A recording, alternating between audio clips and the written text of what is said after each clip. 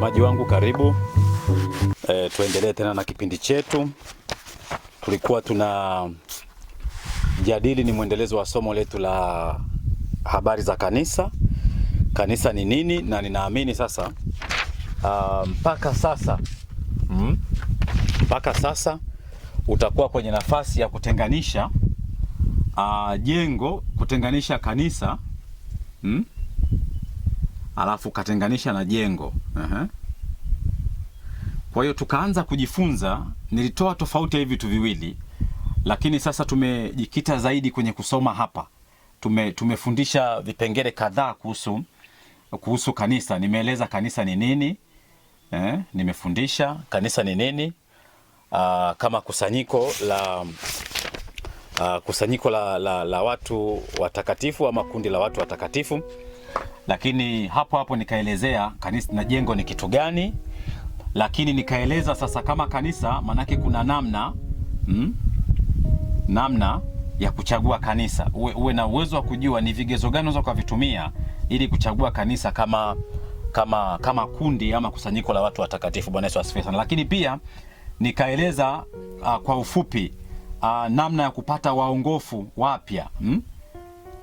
Neno tunatumia waongofu au members, members ama washirika.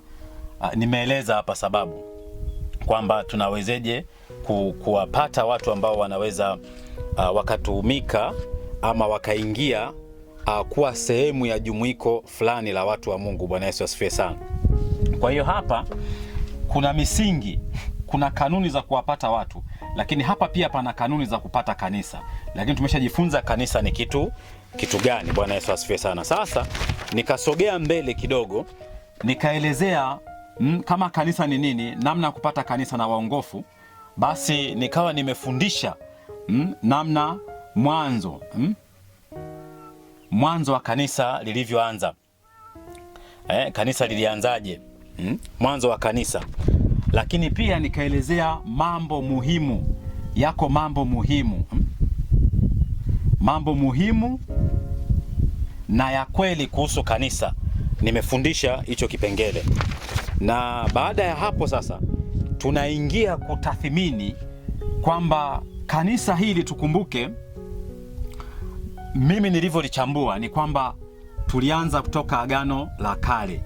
Mungu alikuwa na kanisa kama kujichagulia kundi ama watu wanaomtumikia. Nimefundisha hapa, nimesema sintarudia.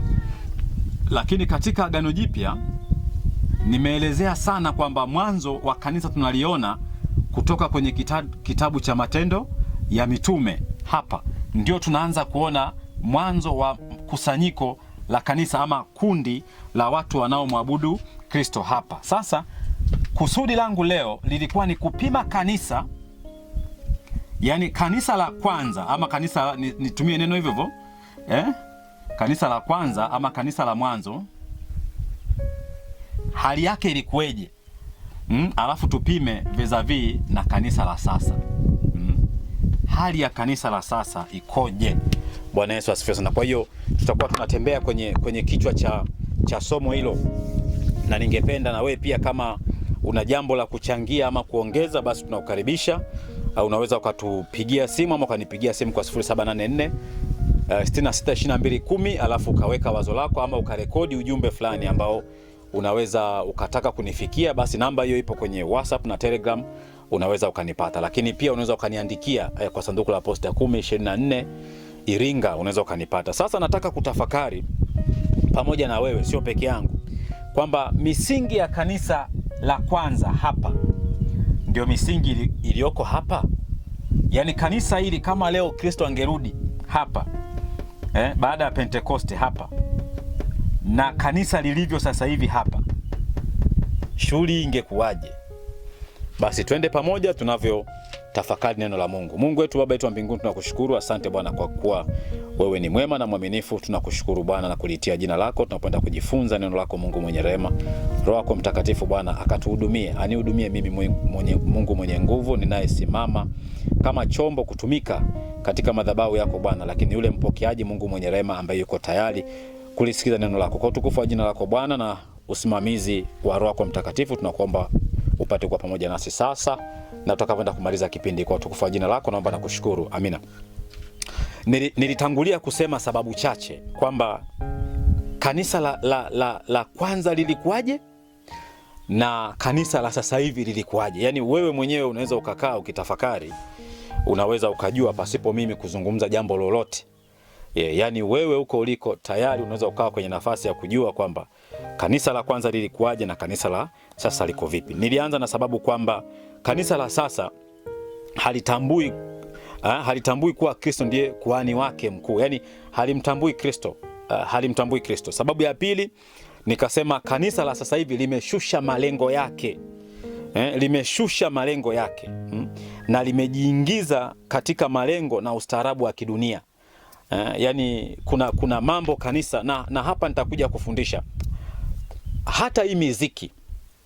Kuna mtumishi mmoja nilikuwa nasoma akasema kanisa sio jukwaa la kwenda kuoneshea mitindo pale, yani kwamba kuna mtindo mpya umetoka, lakini nina maana kwamba yani kanisa sio platform ya kwenda kudhihirisha mambo ya kidunia pale. Huwa hatufanyi hivyo kabisa. Na kama unafanya hivyo labda na katika huduma uliopo wanafanya mambo hayo, ni sehemu ya kujitafakari mara mbili. Nimefundisha namna ya kuchagua kanisa. Kwa hiyo kanisa sasa hivi limeingia, limefungamana na mambo haya ndio aliyoyaona Yohana Mungu alipomchukua katika maono. Sasa hivi kanisa limekuwa kama ni kiti cha shetani. Yani kuna vitu fulani vinafanyika ambavyo ukienda ukasoma vile vitabu vya Ufunuo ukaangalia na sasa hivi unaona kabisa ile Biblia inavyosema kwamba usishirikiane ama umalaya wa vitu fulani. Yani kanisa sasa limeanza kujifungamanisha na dunia, na unaona sasa hivi kwamba nguvu ya dunia, mamlaka za dunia zina nguvu kuliko kanisa. Yani inaweza ikatiisha kanisa na kanisa likatii yale ambayo dunia inataka ifanye kwa ajili yake. Na nitakuja kufundisha mambo mengine huko mbele kwa kadri Roho wa Mungu atakavyoendelea kutusaidia.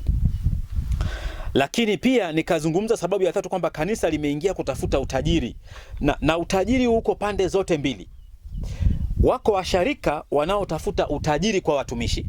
Yani kama alivyo mshirikina na mganga wa kienyeji ama mchawi. Mshirikina anatafuta kufanikiwa kupitia huyu mganga, na mganga naye anatafuta kufanikiwa kupitia huyu mshirikina. Kwa hiyo kanisa limejikuta kwenye hali kama hiyo. Watumishi wa Mungu wanawatumia hawa watu kwa ajili ya faida zao, na hawa walioshtuka huku chini wanawatumia watumishi kwa faida zao. Kwa hiyo hii ni pande zote mbili, kwamba watumishi wana shida, lakini pia washarika wana shida. Lakini mimi nataka nizungumze kwamba maono makubwa wanabeba viongozi, na lazima tutambue kwamba Kristo anavyokuwa ndio kuhani wetu mkuu, ni kwamba huyu amefanyika kichwa kwa ajili ya kanisa. Nilifundisha hili, amefanyika kichwa kwa ajili ya kanisa. Kwa hiyo hakuna namna Mkristo yoyote, mimi nazungumzia Mkristo, whether upo kwenye taasisi, ni mkubwa wa taasisi, mimi siingilii utaratibu wa taasisi yako wala sitaki kuingia huko.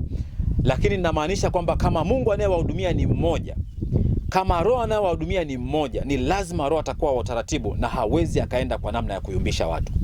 Kwa hiyo wewe kiongozi, Mungu atakupa maono na mafunuo, na hawa washarika unaowaongoza Mungu naye atawapa maono na mafunuo namna gani ya huduma yenu kuipeleka. Nilizungumza mfano mmoja kwenye kipindi kilichopita, ni aibu sana. Mimi niko kwenye mkoa fulani, Iringa, yani wilaya Iringa vijijini, kuna watu wanataka kujenga ofisi za kisasa kabisa za mamilioni ya fedha, lakini kuna watu kwenye wilaya hiyo nafikiri less than 20-30 km wanaabudu kwenye jengo la mabanzi kabisa ambalo halina viti, mvua ikinyesha ni tabu. Watu hawa wanaomba, lakini hawa wanajenga na wanachukua michango kutoka kwenye hii mitaa.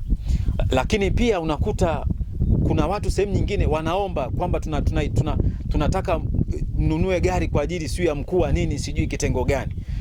Huyu mtu yamkini huku chini haelewi kabisa jambo unalomwambia. Anateseka na kuhangaika na maisha. Wewe unaona neema ya kutafuta huo usafiri kwa ajili ya kuwasaidia shughuli zenu huko mnako kwa mjini. Yamkini ni mkuu wa kitengo fulani anataka gari fulani, basi anaanzisha jambo kama nilishasema kwamba kuna mtu mwingine ni mchungaji, alikuwa sio mkuu wa jimbo sio nini, amestaafu, anasema kanisa linijengee nyumba. Unahubiri injili ipi wewe ndugu yetu?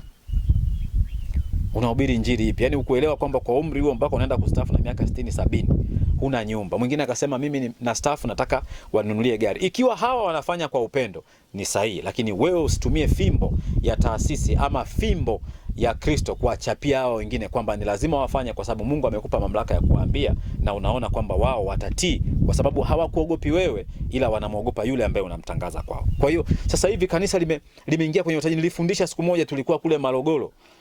Kule Morogoro kama unaenda Vikindu, Vianzi, mbele kule chini kule, kama unaenda Madoli chini baharini kule, unakuta wakuu wa jimbo, maaskofu wanakuja na yale magari makubwa yale, si magari gani, Range Rover yale, sijui Mavogu yale makubwa kabisa yani usharika unanunua ama kanisa linanunua gari kama lile kwa sababu ya mkuu wao kutembelea, na sio moja, unakuta yako 3 4 mimi pishana, lakini washarika unawapita njiani unaondoka. Kwa nini usitumie gari ambayo wewe unaweza ukaitumia na watu unaowaongoza wakalitumia pia? Bwana Yesu asifiwe. Sasa nisiingilie sana huko, mtajua wenyewe, lakini nafikiri mahali fulani mmejikita katika kuangalia mifuko ya watu, mnawatumikisha watu kwa kuangalia na mifuko yao, na hapa pana makosa makubwa, kwa sababu hata ninyi mlio wakuu katika hizo taasisi mnachagua watu kwa kuangalia kwamba kondoo huyu amenona au ametakata kiasi gani. Yani husikilizi sauti ya Mungu inataka nini, bali unaangalia matakwa yako kwamba nitakapomchagua fulani nitafaidika nini kwa kuwepo yeye hapa, na akijua kwamba mimi nimemteua Bwana. Na hapa ndipo ambapo tunaacha sasa namna ambavyo neno la Mungu linataka kuzungumza ndani yetu, namna ambavyo Mungu anataka kutumia watu wake, namna ambavyo maono ya Mungu na kazi ya Mungu inatakiwa kutimiliza. Ninyi mnatafuta vya kwenu. Bwana Yesu asifiwe sana. Kwa hiyo nimefundisha hivyo kwamba limejikita katika kutafuta utajiri na vitu kama hivyo. Lakini pia namba 4 nikasema fedha, toa fedha ili upate kipawa cha Mungu ama kibali cha Mungu, mfano wa Simon yule mchawi nimefundisha. Kwa hiyo unakuta kwamba toa ubarikiwe, toa ubarikiwe, toa ubarikiwe. Wengine wanasema toa, mpaka kwenye mikopo mnaambia watu toa, wanafilisika. Unajua, nilifundisha somo moja kwamba ni lazima ujue kwa nini watu wanakuja kanisani kwako. Yaani kwa nini watu hawaendi sehemu nyingine, wanakuja kanisani kwako. Na hii ilinikumbusha mimi wakati nampokea Kristo mwaka 2007. Wakati mwaka 2007 tulihubiri injili ngumu sana. Nakumbuka sina fedha, huna chochote, unatembea kwa miguu. Wale ambao wanajua watakuwa wanajua, mimi nilikuwa natoka Msewe, kuna kakaangu mmoja alikuwa anaitwa Abraham Kiringa, nitaomba nimtaje kwa sababu siamini kama ni shida. Ni mtumishi wa Mungu mzuri sana. Sasa wakati huo yeye anahangaika na mimi niko kule Msewe, tunatembea, unakatisha chuo kule, unatokea kule idara ya maji, unavuka, unatokea kule Sinza Makabulini, unavuka. Wakati mwingine ukienda mpakani ndio kanisa lilipokuwepo, jengo letu la ibada lilikuwa pale. Lakini wakati mwingine unaenda Biafra kule, tulikuwa tunahubiri injili. Wakati mwingine kaka Abraham alikuwa na kagari kadogo hivi kekundu, kwa hiyo tunajazana huko, kanashindwa baba kutubeba, wakati mwingine kanazima mafuta. Yote hii ni nini? Ni kufikisha neno la Mungu mahali fulani. Lakini leo ninyi mmejikita tu kwenye nyadhifa mlizonazo, mnakalia viti vizuri, ofisi zenu zina AC, nyumba zenu zina AC, mna magari mazuri yana AC, mnaishi maisha mazuri, mna mishahara mizuri, mna posho, mnajua mkitembelea usharika fulani una 500,000, 600,000, milioni, kwamba hawa watatoa tu, hawana namna. Kwa hiyo wewe unapokea vile vitu, lakini ngoja nikuambie jambo moja. Paulo aliwaambia watu kwamba mtu yote atakayehubiri injili tofauti na hii ambayo tunaihubiri sisi ambao tumewapa, mtu huyo alaaniwe. Kwa hiyo kwa namna moja au nyingine unachuma laana. Unaweza ukaipata hiyo fedha ukawapa wazazi wako, umepeleka laana. Unaweza ukaipata hiyo fedha ukalisha tumbo lako, unalisha laana katika maisha yako. Unaweza ukapata hiyo fedha ukasomeshea watoto, unapeleka laana kwa watoto wako. Unaweza, yani kuna matatizo fulani yanaweza yakawa mengi katika maisha yako. Unafikiri kwamba unatengeneza, kumbe unabomoa. Sasa mimi niliache, mtajua wenyewe na taasisi zenu. Nafikiri Mungu awasaidie. Sasa leo tutaendelea tena kupangua sababu zingine 4. Nilitaja sababu 4 na leo ninaenda kuzipangua sababu zingine 4. Sababu nyingine, yani nataka kuangalia hali ilipofikia sasa hivi ya kanisa. Kwa kweli tumechoka, yani watu wamechoka. Na nilishasema siku moja kwamba watu wanalalamika, michango imezidi. Sadaka kila za utitili unaweza ukapigishwa ruti 3, 4, 5. Mimi siingilii vitu vyenu. Naomba nieleweke vizuri kabisa. Siingilii vitu vyenu. Lakini watu wanachoka. Watu wengine, yani mtu anafika mahali anaona Jumapili kwenda kanisani ni tatizo, ni kongwa fulani hivi, yani ni shida. Anaenda tu kwamba okay, basi sasa nitafanya nini, yamkini sina kwa kwenda, sasa basi na siku nikifa itakuwaje? Mtumishi mmoja wa Mbeya Mwakipesili alisema sasa hivi kanisani ni bora kwenda kuchukua mikopo ya kausha damu kuliko ni kanisani. Sadaka nyingi, mara sadaka ya hiki, sio sadaka ya kile, sadaka kitu gani, leo anakuja mkuu wa jimbo mumchangie, sijui mumpe nini, mumpe bahasha, mumpe sijui nini, sijui cheti cha safari, sijui nini. Yani lugha nyingi mnazitumia, lakini kimsingi mnajua kabisa kwamba mlipofikia sasa hivi mnatumikishana na mnawatumia watu kwa ajili ya faida zenu, sio kwa ajili ya neno la Mungu. Kwa hiyo kanisa sasa ni kuombea baraka za Mungu katika mapigano kama ya kijeshi hivi. Bwana kuna nini, kuna hiki, kuna nini, kuna hiki. Na hili niwaambie, yani kuna washarika ambao mimi nina uthibitisho nao, asubuhi yuko kwenye taasisi fulani, akitoka kwenye taasisi mchana yuko kwenye taasisi nyingine, akitoka kwenye taasisi jioni anazungumza na nabii fulani katika maisha yake. Yani huyu mtu anahangaika tu, anahangaika, hatulii, hapati utulivu wa neno la Mungu, hajui kumtafakari Mungu, hawezi akakaa akasema sasa nichakate, nimekula neno la Mungu, kwa sababu viko vigezo nilishawahi kufundisha, nafikiri kama sijafundisha basi litakuja hilo somo, kwamba ili mtu awe Mkristo kweli kweli, huyo Mkristo anafaa kuenenda namna gani? Jambo la kwanza, lazima ale neno la Mungu. Lazima ale neno la Mungu. Jambo la pili, awe na uwezo wa kuzalisha. Lazima awe na uwezo wa kuzalisha. Huyu mtu lazima azae watu wengine. Tatu, awe na uwezo kama anavyopambania maisha na kuyashinda huku dhambi, maisha yake changamoto, manake huku pia awe na uwezo wa kushinda dhambi. Na jambo la nne nitakuja kulisema hapo mbeleni. Lakini sasa Wakristo sasa hivi wamekuwa wanahangaika kwa mtumishi huyu, kwa mtumishi ule, kwa mtumishi yule. Wengine wanalala na vitu gani? Mimi nisingependa kutaja hivi. Mwingine analala na leso, mwingine sio analala sijui na nini, mwingine analala na picha hivyo, yani hivyo. Na tutakuja kusoma haya masomo, nitafundisha, nitaingia hata kwenye maombi pia, namna mnavyowafanya watu wanamwacha Kristo alafu wanageukia vitu. Bwana Yesu asifiwe sana. Kwa hiyo kanisa linaombea baraka tu, yani baraka tu za Mungu, baraka yani kana kwamba huko ndio zinakotolewa tu, yani huko kama jeshini hivi, yani kama watu wako kwenye mapambano hivi, unajua, yani wanapambana tu kwamba basi pokea pokea pokea pokea. Nilisema siku moja, unamwambia mtu pokea, anaufungua kufuli nyumbani kwake, unamwambia pokea gari washa, watu wazima unakuta mle ndani vururu. Sasa sijajua, mwingine anaendesha fuso, sijui mwingine labda skani ya tandem na nini, vururu, mwingine kabito kadogo dogo, vururu, mwingine mwingine mara hivi mara. Sasa hao wanaenda wapi? Kwa sababu inategemea, wengine sio automatic, wengine manyo, mnawavuruga sana. Mwingine akamwambia mwambie jirani yako utapokea mimba kwa uwezo wa Roho Mtakatifu, ni binti, alafu anamwambia babake, akamnasa kibao ndani ya jengo la ibada. Kwa hiyo lazima uwe na kitu fulani hivi, mtumishi wa Mungu, kitakachokusaidia. Waelekeze watu, muhubiri Kristo, mpeleke Kristo vile alivyo, mpeleke kwa watu wake, mpeleke ulimwenguni. Neno la Mungu linasema nikiinuliwa juu, sio wakiinua vitu. Kristo akiinuliwa juu, kuna mambo yatakwenda kutokea. Kwa jambo la tano ni hilo. Jambo la sita, hali ya kanisa la sasa ni kwamba halina uvumilivu. Halina uvumilivu kabisa. Yaani sasa hivi hamvumiliani. Nafikiri tumeshaona sisi wenyewe, ni mashahidi. Usipotoa sadaka toka. Usipofanya hiki toka. Vitu fulani. Halina uvumilivu, halina uvumilivu.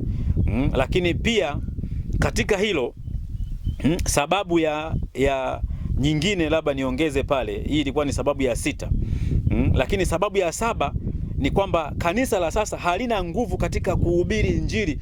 Halina nguvu, hatuwezi kuihubiri Injili kwa sababu sisi wenyewe tumekaa maeneo ambayo mikao fulani hivi ya hovyo. Yani wewe unamwangalia mtu tu kwamba hapa mimi nitafaidika na huyu mtu kwa ajili ya jambo fulani. Huwezi kuhubiri Injili, huwezi kuhubiri. Na sisi ni mashahidi kwamba sasa hivi, yani kuna kitu fulani ambacho ni cha makosa sana, kwamba Agano la Kale ilikuwa ni sheria, Agano Jipya ni neema. Kwa hiyo unajikuta unaenda kwa neema tu. Kanisa halikemei dhambi, haliwafundishi watu inavyowapasa kuenenda. Sikiliza nikwambie, Paulo alimwambia Timotheo, na waambie, yani uwafundishe, uwaonye watu namna inavyotakiwa, inavyostahili kukaa katika nyumba ya Bwana. Wewe unaweza kufikiri kama ni mkao tu, kwamba mtu amekaa vibaya, kwamba maumbile yake labda yanaonekana, I don't know, labda utakavyokuwa unaelewa. Lakini alikuwa anataka namna watu watakavyoishi na namna watakavyoenenda, ile code of conduct ndani ya kanisa ni lazima iwe na nidhamu. Leo kanisa halikemei dhambi kabisa, halikemei. Na hata kama Mkristo akiingia katika tatizo la dhambi, watakwambia hamna shida mtumishi, ni neema tu, Mungu atafanya vitu kama hivyo, kwa hiyo usijali tu, wewe twende tu. Kwa hiyo hakuna kukemea, na ukikemea dhambi wengine wanaogopa kwamba huyu ndiye ananipa mimi mkate wangu wa kula. Kwa hiyo nitakapomkemea huyu kwa habari ya jambo fulani ya dhambi anayoifanya, maana yake mimi nitakosa kula. Kwa hiyo unamwangalia mtu badala ya kumwangalia Kristo. Bwana Yesu asifiwe sana. Kwa hiyo hamna injili sasa hivi. Iko wapi na injili iokoayo iko wapi? Iko wapi sasa hivi? Kuna miujiza inayoonekana zaidi ya miujiza feki ya watu kutengeneza. Kuna mtumishi mmoja ametoka na asinielewe vibaya, msaidizi wake akawa anasema kwamba ule mpango ulisetiwa tu, yani kwamba ulisetiwa. Alikuwa ameujiwa huyu bwana, anasema sio mimi, anasema na tafuteni hizo clip mtazipata, sio mimi. Kwamba anaujiwa, inawezekana mtu sio alipuliza kitu gani, sio mtungi wa nini, mimi sijui, lakini yule bwana anakiri kwamba haya mambo ni ya kutengeneza. Sasa hivi yako wapi? Tunahubiri injili zipi? Biblia inazungumza injili ya Yesu Kristo, habari njema kwa watu wote, injili iokoayo, sio injili ya vitu. Sasa hivi tunahubiri injili ya vitu, tunawaelekeza watu kuamini nguvu ambayo inapatikana kwenye vitu, na hatuwaambii nguvu ambayo inapatikana kwa Kristo. Mungu akikupa maono na mafunuo juu ya jambo fulani, hawezi akahudumia watu kwa staili hiyo hiyo. Yani kama huyu anatakiwa atemewe mate usoni, sasa sio kila mtu atemewe hivyo hivyo. Afrika Kusini kule tumeona vitu vya ajabu kabisa. Tumeona vitu vya ajabu kabisa. Kuna watu wanapanda kwenye migongo ya watu. Kuna watu wengine wanawapumulia watu ndio wapokee baraka. Kuna matatizo mengi. Ni injili zipi tunazozihubiri? Jambo lingine linalofuata, hilo lilikuwa la 7, la 6, hili lilikuwa la 7. Jambo la 8, angalia miujiza sasa hivi. Shuhuda. Yani shuhuda za kubumba bumba hivi. Shuhuda za kubumba bumba. Hamna shuhuda ambayo unaona hii shuhuda inamrudishia Mungu utukufu. Yani ni shuhuda ambayo inataka kumkuza mtu aonekane kwamba na yeye yumo na mimi nimo, yani na mimi nimo. Wakati tunasoma kuna mtu mmoja alikuwa hata kama yani mwalimu akifundisha lazima apige chafya ya hatari. Mpaka mseme watu tunajua kwamba upo, basi ndio anatulia. Kwa ndio hiki ambacho kinafanyika sasa hivi. Yani kwamba watumishi wapo, yani anataka aonekane yeye tu kwamba yeye ndio yupo, yeye ndio anayefanya hivyo vitu. Lakini angalieni, siku inakuja. Mimi nawaonya wote wanaohubiri na wanaohubiriwa. Siku inakuja, Biblia inasema kwamba inawaka moto, ni tanuri, yani linawaka moto. Yani inawaka moto kabisa. Na siku hiyo ni lazima kila mtu ataenda kutoa hesabu ya mambo aliyofanya. Shuhuda sasa hivi za uongo. Yani mpaka unagundua kwamba hii mimi nimerekodi, zipo, unaweza ukapita ukaangalia, zipo, nimezirekodi, zipo. Lakini unafika mahali hii shuhuda unaiacha kwamba okay, wataenda kukutana nayo huko, alafu watajua namna gani ya kufanya. Lakini unaweza ukajua kwamba sasa hivi injili haipo, injili iokoayo. Kuna injili zilikuwa zinahubiriwa mtu mpaka unasikia raha ndani ya moyo wako. Mtumishi wa Mungu anahubiri neno la Mungu mpaka unasema kwamba hapa mtumishi. Sasa hivi ukiona mtumishi anakusema ni kwamba kama alivyokuwa waganga wa kienyeji. Alikuwa anasimulia huyu mtu kwamba alikuwa akifika kwenye mganga wa kienyeji, ukiingia unakuta wako wawili, ama kuna mtu anakuwa nje pale, alafu anaanza kuuliza maswali, yule ndo anatangulia kuingia. Akiingia anasema habari zako, alafu anajifanya anatoka. Alafu wewe ukitoka, kwa sababu yule anayefuata atakuwa ameingia ndio mkavu, anarudi tena anakaa pale, anakuojoja, alafu akiingia kule anampa taarifa za huyu. Ikatokea mwingine akaingia chumba kingine, alafu anajeleza shida zake, kumbe pale chini kuna bomba limepita mpaka chumba cha pili, alafu anasema nimemsikia huyo. Basi wewe unatetemeka, kwamba leo huku kweli hatari. Kumbe hamna kitu, watu wanacheza na akili zako. Bwana Yesu asifiwe sana. Kwa hiyo haya mambo ni lazima kuangalia. Lakini pia sababu ya 9, sababu ya 9 ni kanisa limepoteza moyo wa upendo. Kanisa halina upendo sasa. Biblia inasema kwamba mkipendana ninyi kwa ninyi. Yani hao watu wengine huko hawahitaji hata kuhubiriwa kwamba hawa ni watu wa Kristo. Yani automatically wanajua kwamba hawa ni wa Kristo, wanamwabudu Mungu. Bwana Yesu asifiwe sana. Na wanavutika kwamba hatujawahi kuona upendo mkubwa kama huu, na sisi lazima tufike tukaishi maisha yale. Na wakitoka wale watu, mnawaambukiza pia upendo wa namna ile kwenda kuwafikisha kwa watu wengine. Sasa hivi kanisa lina upendo. Kanisa lina upendo sasa hivi. Huwa unaweza ukakaa wewe ukawaza kwamba kuna mtu ajala, mimi na chakula kinaoza ndani. Yamkini una nguo zingine zinachanika, hazijawahi kutumika, ziko ndani. Una viatu viko ndani. Umeshawahi kunyosha mkono wako kumgusa mtu mwingine, kwamba kama mimi nilivyofanikiwa na Mungu akanigusa, basi na mimi niguse watu wengine wakapata kujifunza upendo wa Yesu Kristo, huyu Mungu ambaye tunamhubiri. Umeshawahi kufanya hivyo? Umeshawahi kuwatembelea watu katika majumba yao kaona maisha wanayoishi? Yani watu wa dunia wanatushinda. Walevi, waganga wa kienyeji, wachawi, washirikina wana mambo mazuri wanayofanyana wao kwa wao. Jambo la kwanza, hawakubali mwenzao aibike. Hawakubali. Walevi hata mwenzao akiwa hana fedha lazima wamuite, bwana njoo bwana, angalau upate moja mbili hapa, ukarudi ulale nyumbani, usikaekae nyumbani. Sisi watu tunafanya vitu vya namna hiyo. Wewe unaweza, Wakristo sasa hivi ni wale wa kupokea, wanataka tu wapokee, wanataka tu wapokee. Na ndio maana watu wanawachezea akili. Pokea kwa jina la Yesu Kristo, pokea. Pokea magari, pokea nyumba, pokea nini, pokea hivyo. Watu wanapokea tu. Alafu unaweza ukakaa miaka nenda rudi, hali yako iko pale pale.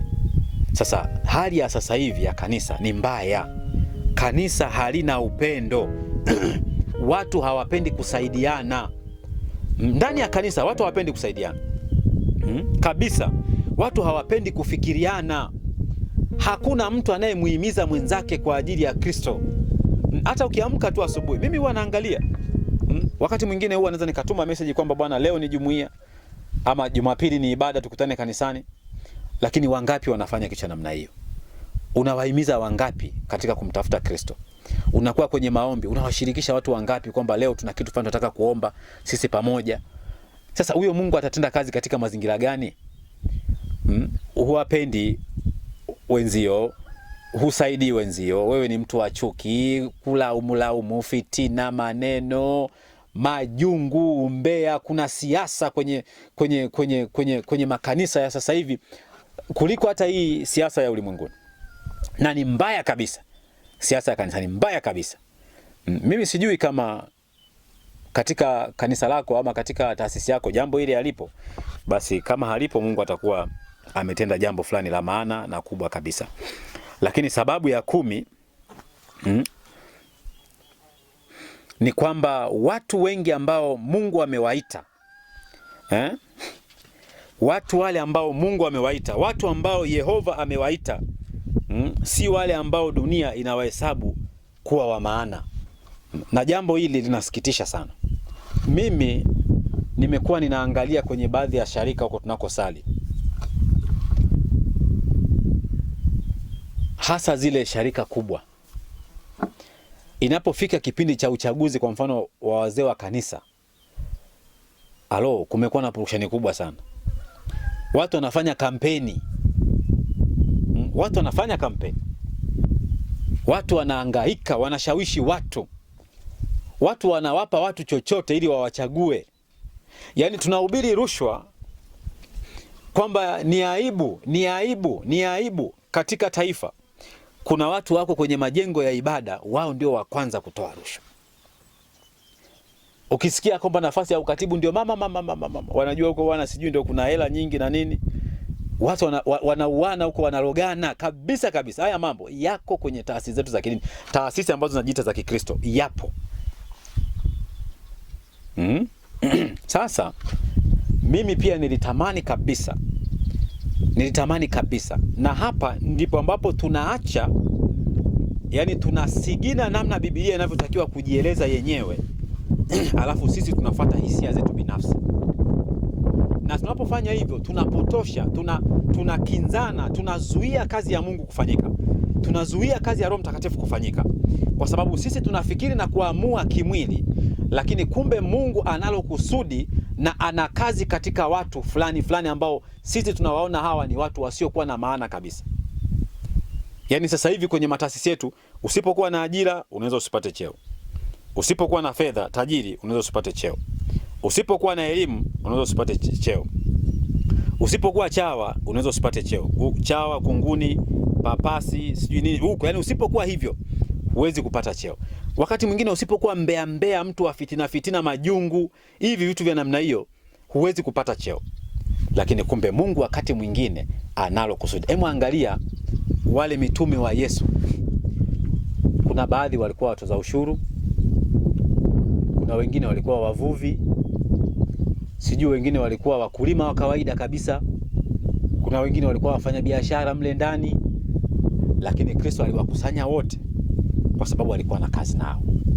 Kama Mungu anakushuhudia kumchagua mtu fulani kwa hali alionayo kwa ajili ya kazi yake, Mungu mwenyewe atajipambanua na kuthibitishia kwamba tunamhitaji huyu kwa kazi hii. na kanisa la sasa hivi